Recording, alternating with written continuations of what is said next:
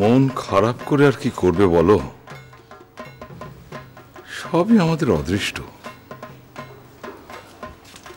অষ্টমী পুজো দিতে গেলে না, সারাটা দিন উপোস করে রইলে।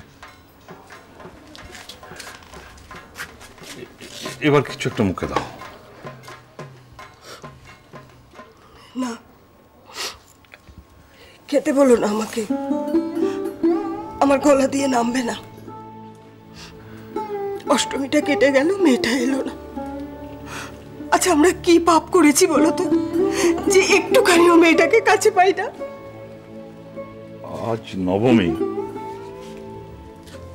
দেখো যদি আজ পরি একবার আসে।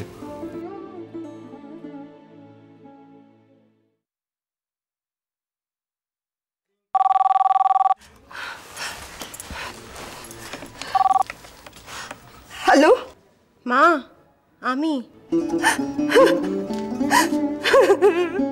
কি হলো?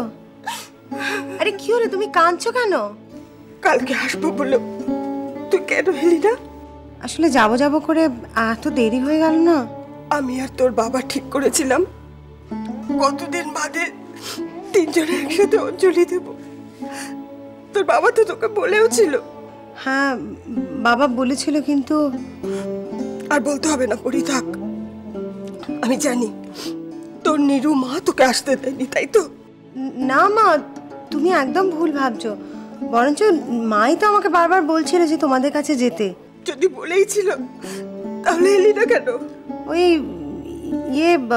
অপূর্ব পিসের না ওই কেসের কাগজপত্রগুলো নিয়ে বসেছিলাম, ওই জন্য আর সময় পেলাম না। আমাকে না মিথ্যে বলার চেষ্টা করিস না, বুঝলি? একবার বলছিস যাবো করেও যাওয়া হলো না, আবার বলছিস কেসের কাগজ নিয়ে বসেছিলে। দুটোই ঠিক মা। আমি ওই কেসের কাগজগুলো নিয়েও জড়িয়ে পড়লাম, তারপরে যাবো করেও যাওয়া হলো না। আমাকে নিরুমাই বারবার বলছিল তো যে তুই যা একবার দেখা করে আয়। পরি, তুই না মিথ্যেটা এখনো গুছিয়ে বলতে শিখিসনি। তোর বলা শুনেই কিন্তু আমি বুঝতে পারি যে তুই সত্যি বলছিস না মিথ্যে বলছিস।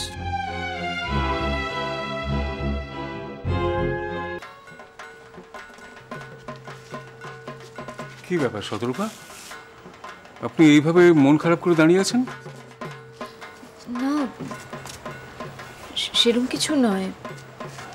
ওই মিস্টার চৌধুরীকে নতুন কাপড় দিতে গেছিলাম, উনি ফেরত দিয়ে দিয়েছেন। ও তাই? বাবা নিল না কেন, কিছু বলেছে? হ্যাঁ বললেন তো, বললেন যে কারণে এই বাড়িতে এবছর পুজো হচ্ছে না, ঠিক সেই কারণেই উনি নতুন কাপড় ফেরত দিয়ে দিচ্ছেন। ও হ্যাঁ, ঠিকই। মার খুব ইচ্ছে ছিল, কিন্তু আমি আর বাবাই সায় দিইনি বাড়ি পুজোতে। দেখুন, পরীকে আমরা ফিরে পেয়েছি ঠিকই, কিন্তু ইন্দুকে তো কোনোদিনই ফিরে পাবো না। ওদিকে আবার অপূর্ব নামে কেস চলছে, সেই কেসে কি হবে, মানে এই নিয়ে একটা চিন্তা, তো তাই আর কি। আচ্ছা, আমাকে একটা কথা বলুন তো দাদা, এই সব কিছুর সঙ্গে আমার কাপড় দেওয়ার কি যোগ থাকতে পারে? আমি কিন্তু এত কিছু হিসেব নিকেশ করে, এত ভাবনা চিন্তা করে না না শতরূপা, আমি আপনাকে দোষ দিচ্ছি না। বাবা কেন নেয়নি আমি সেটাই বলার চেষ্টা করছিলাম আর কি। কিন্তু মা তো নিয়েছে, কারণ মা তো কাল অঞ্জলি দিতে গেছিল আপনারই দেওয়া শাড়ি পরে। হ্যাঁ, মা নিয়েছেন। ও ভালো কথা। আপনি সেদিন বাবার কাছে বিচার চাইছিলেন, কিসের বিচার বলুন তো? সেটা তো যাকে বিচার করতে বলেছি তারই জানার কথা, অন্য কারো নয়। হ্যাঁ, কিন্তু আমার তো মনে হলো যে বাবা কিছুই বুঝতে পারছে না। দেখুন, আপনি বিচার চাইছেন, আপনারই উচিত নয় কি পুরো ঘটনাটা খোলাখুলি জানানো? যে কাগজে আপনি আপনার পরিচয় লিখেছিলেন, বাবা তো সেটা খুঁজে পাচ্ছে না। তাহলে আমার দায়িত্বটা কোথায়? আমি তো আমার কর্তব্যটুকু করেছি, এরপর যা করার তা তো। মিস্টার চৌধুরী কি করতে হবে? তার মানে আপনি নিজে থেকে আপনার পরিচয় জানাতে চান না, তাই তো? ঠিক তাই। আমি চাই যে এতদিন যিনি আমাকে অজ্ঞানী হোক বা সজ্ঞানী হোক পরিচয়হীন করে রেখেছেন, আমার পরিচয়টা খুঁজে বের করা তার দায়িত্ব। এই নাও, খাও গিয়ে পড়ো। হ্যাঁ, এখন জামা নেবো? কেন? তোমার জন্য আমি নতুন জামা কিনে আনলাম, এখনই গিয়ে পড়বে। কবে পরবো? পুজোর পরে? পুজোর পরে কেন? পুজো তো হয়েছে, আজ দিন ঠাকুরটা এই জামা পরে দেখবে সারা রাত ধরে, ফাড়াবাড়ি দেখাবে তোমায়। সারা রাত ধরে ঠাকুর দেখাবো? হ্যাঁ, সারা রাত ধরেই তো তোমাকে ঠাকুর দেখাবো। উত্তর থেকে দক্ষিণ, পূর্ব থেকে পশ্চিম, অত ঠাকুর আছে, সব সারা রাত ধরে ঘুরে ঘুরে আমরা দেখবো। যাও, জামা পরে এসে। আমার সাথে কে যাবে? মা? আমার মা যদি খেতে চায় খাবে। ঠিক আছে, তাহলে আমি জামাটা পরে আসছি। হাতে যা, হাতে গিয়ে পরে যাও। হাতায় পাচ্ছে তা। কে দিল নতুন জামা আবার? হ্যাঁ, তুমি আমার এতগুলো টাকা খরচা করে গেল। না, খরচা করা কি আছে? আন্টিকে নতুন জামা দিলাম, আচ্ছা নতুন জামা পরে আনন্দ করে পুজো দেখবে, তাই। মা, আমরা সারা রাত ধরে ঠাকুর দেখবো, আমাদের আসতে একটু দেরি হবে, আর সব ঠাকুর দেখে আসবো। সারা রাত ধরে তোমরা ঠাকুর দেখবে? হ্যাঁ, কি মজা। বাড়ির বাইরে একটা পা দাও না, তারপরে দেখো এইরাম এইরাম এইরাম করে দুজনকে যেতে হবে, এত জ্যাম, গাড়ি নড়ছে না। আর সারা রাত ঠাকুর দেখলে তোমার মাথায় ঠান্ডা লেগে যাবে না? যাও, আশেপাশে যতগুলো ঠাকুর আছে সেগুলো দেখে এসো। আর এক্ষুনি নতুন জামা পড়েছো, যাও তাড়াতাড়ি যাও, তাড়াতাড়ি যাও, জলদি জলদি। তুমি কি আমাদের সঙ্গে হবে? না, আজ আমার মনটা একদম ভালো নেই। আমাকে নিয়ে এমন অশান্তি শুরু হয়েছে, আমার আর কিচ্ছু ভাল লাগছে না। কেন? ঈশ্বর অশান্তি? দুই মা মিলে যা শুরু করেছে না, আমার আর কিচ্ছু ভাল লাগছে না। বাবা ফোন করেছিল, ও বাড়ির বাবা ফোন করে বলেছে যে আমাকে অঞ্জলি দেওয়ার জন্য ওখানে যেতে। সারা দিন ওরা না খেয়ে বসেছিল, জানো, যে কখন আমি যাব অঞ্জলি দিয়ে তারপরে একসঙ্গে সকলে মিলে খাবার খাবো। ভালো কথা তো, অশান্তির কি হলো এতে? ব্যাস, মোটু মা শুরু করলো, আমাকে দিব্যি দিয়ে দিল। আমি কি করে যাব তুমি বলো? আমি যবে থেকে জানতে পেরেছি যে শশধর বাবুরাই পরীকে মানুষ করেছেন, তবে থেকেই তো আমি বলে আসছি যে পরীর ওপর ওদের অধিকার আমাদের থেকে কোনো অংশে কম নয়। আমি তো সেটা বুঝতে পারছি বাবা, কিন্তু নীলু বুঝলে তো? ভয় পাচ্ছে, ভয় পাচ্ছে যে পরী বোধহয় ওনাদের কাছে গেলে আর ফিরে আসবে না। মানে সারাক্ষণ নিজেকে ভীষণ, কি বলবো, ইনসিকিউর ফিল করছে। হ্যাঁ, সেটা অবশ্য অস্বাভাবিক বলা যায় না। বিশেষ করে রাধা মারা যাওয়ার পর তার এরকম মনোভাব হতেই পারে, কিন্তু ওকে বোঝানো দরকার যে ওর কাছ থেকে পরীকে কেউ কেড়ে নেবে না। তুমি এটা ওকে বোঝাও। আমি তো বোঝাচ্ছি বাবা, কিন্তু এই রীতা পিসি সারাক্ষণ নীলুর কানে ফুসমন্তর দিচ্ছে, আর নীলু ওনার কথা নাচছে। না না, এটা হতে দেয়া যায় না, এটা কখনোই হতে দেয়া যায় না। দুই পরিবারের মধ্যে একটা সুসম্পর্ক তো বজায় রাখতেই হবে। আমরা যেন কখনো ভুলে না যাই যে ওরা আমার প্রাণ বাঁচিয়েছেন।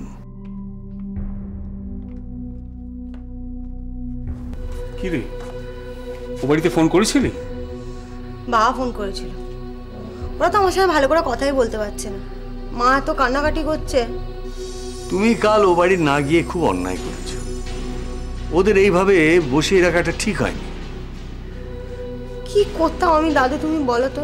মোটু আমাকে দিব্যি দিয়ে দিল যে আমি গেলে সে নাকি কি সব করবে। আর কি অবস্থা বলো, আমার তো অঞ্জলি দেওয়া হলো না, বাবা মা সারাদিন না খেয়ে বসেছিল। আচ্ছা দেখ, আমি আমি আমি আমি নিজেই ফোন করব। আমি ফোন করলে হয়তো ওরা একটু স্বস্তি পাবে। তবে আমি বা ফোন করে কি বলবো? ওরা যা চাইছেন সেই চাওয়াটা তো আর আমি মেটাতে পারবো না। দাদু, তুমি আমার মোটু মার সঙ্গে কথা বলো না গো। দেখো, আমরা তো সকলে মিলে বোঝালাম, কিছু বুঝতেই পারছে না। তুমি বোঝালে যদি কিছু বোঝে। বৌমার মনে ভয় আর সন্দেহ বাসা বেঁধেছে। সে তো এক কথায় যাওয়ার জিনিস নয়। আমাদের সবাই মিলে ওকে বোঝাতে হবে। তারপরেও যদি বৌমা না বোঝেন তাহলে তোমাকেই সিদ্ধান্ত নিতে হবে তুমি কি করবে। তুই কি শশধরবাবুদের সঙ্গে সব সম্পর্ক ত্যাগ করে থাকতে পারবি? না, আমি পারবো না দাদু। আমার মা নাম্বার 1, আমার মা নাম্বার 2, আমার দুজনকেই দরকার। আমি দুজনকেই ছেড়ে থাকতে পারবো না। আমি দুজনকেই খুব ভালোবাসি দাদু। কি কাণ্ড! হ্যাঁ, সবার জন্য পুজো উপহার, এত খরচ করা কি দরকার ছিল বলুন তো? তা বললে কি হয়, এই বছর প্রথম আমাদের দুটো পরিবারের মধ্যে আত্মীয়তা হলো, সে তুলনায় এগুলো তো কিছুই নয়। কিন্তু আমরা তো কিছুই দিতে পারিনি। এই অপূর্বর ব্যাপারটা নিয়ে এত ঝামেলায় আছি না, মানে সত্যি কথা বলতে কি কিছু দেওয়ার কথা মনেও ছিল না। কে বলেছে দেননি? আপনার মেয়ে আমাদের অনেক দামি দামি উপহার দিয়েছে, তা সে তো আপনাদেরই দেওয়া হলো। পরীর জন্য একটা শাড়ি কিনেছি।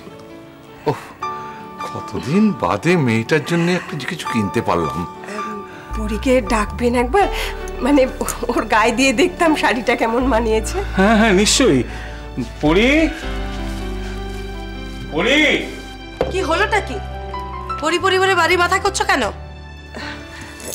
নমস্কার। নমস্কার। দেখো নীরু, কি কাণ্ড! আমাদের সবার জন্য পূজার উপহার এনেছেন, ওই পরীর জন্য একটা শাড়ি এনেছেন, সেটা পরীকে নিজে হাতে দিতে চান। পরি এখন আসতে পারবে না, ব্যস্ত আছে, কাজ করছে। আর তাছাড়া আদিক্ষেতা করে শাড়ি আনার কি দরকার ছিল? আমরা কি পরীকে শাড়ি কিনে দিইনি? এইসব তুমি কি বলছো নীরু? আমরা পুজোয় পরীকে শাড়ি দিয়েছি বলে ওনারা দেবেন না? না, দেবেন না। কেন দেবেন?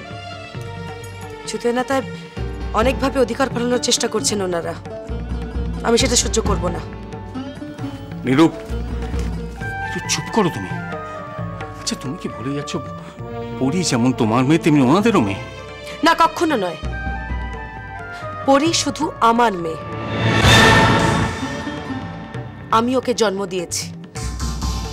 পরির ওপর শুধু আমার অধিকার, আর কারণ নয়।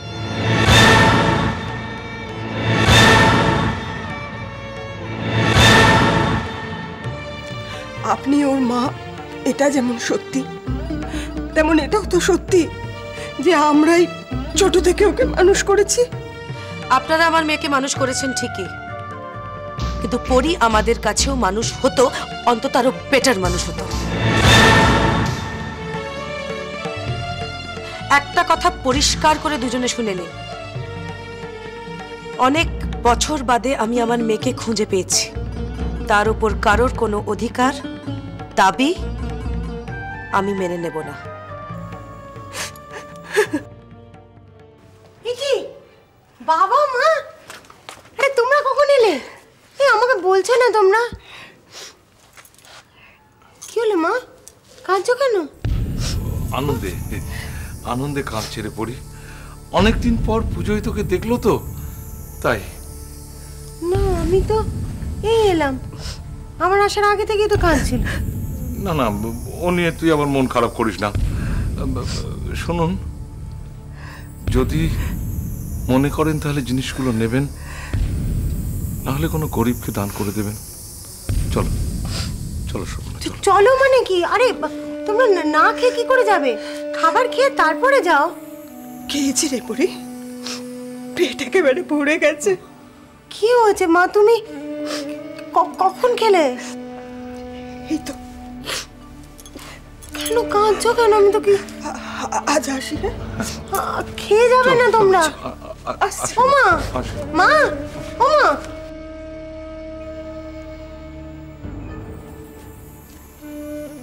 নীরু, আজ যে অন্যায় তুমি করলে, এর ফল তোমাকে ভুগতেই হবে। যে পরীকে আটকাবার জন্য তুমি ওনাদের মনে এত আঘাত দিয়েছ, ঈশ্বর না করুন সেই পরী তোমার দিক থেকে মুখ না ফিরিয়ে নেয়।